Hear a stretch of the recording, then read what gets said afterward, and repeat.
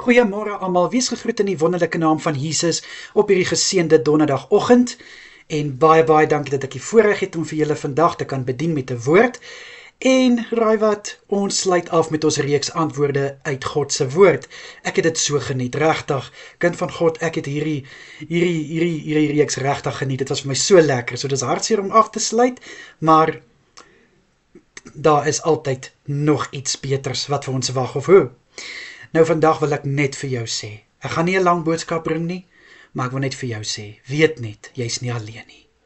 En dit is waaroor vandag se gedeelte gaan, dat jy is nie alleen nie. En ek kan vir jou vers op vers gee.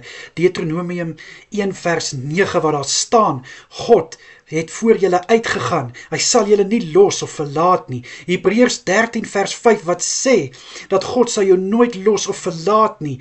1 Konings 8 vers 57 sê dit ook, dat God sal jou nie los nie.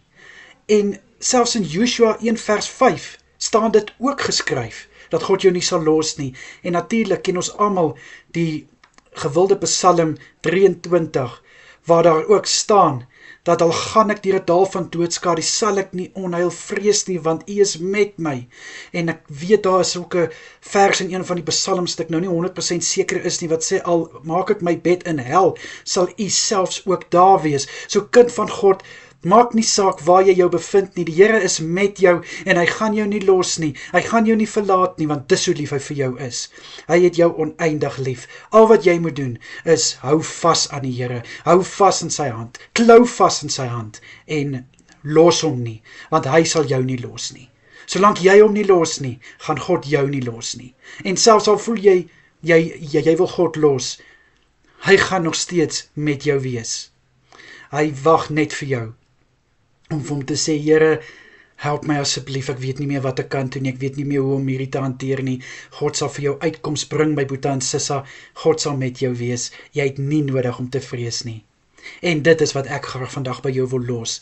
Kom ek bid vir ons. Here, baie dankie, dat ons versekerd kan weet, U het ons nog nooit gelos of verlaat nie, en U gaan dit ook nie nou doen nie. Ek bid in Jesus Christus naam, Vader, dat ons sal vashou aan hierdie beloftes, en Vader, dat ons sal weet, solank ons aan U vashou, sal U aan ons vashou. In Jesus Christus naam is dit my gebed.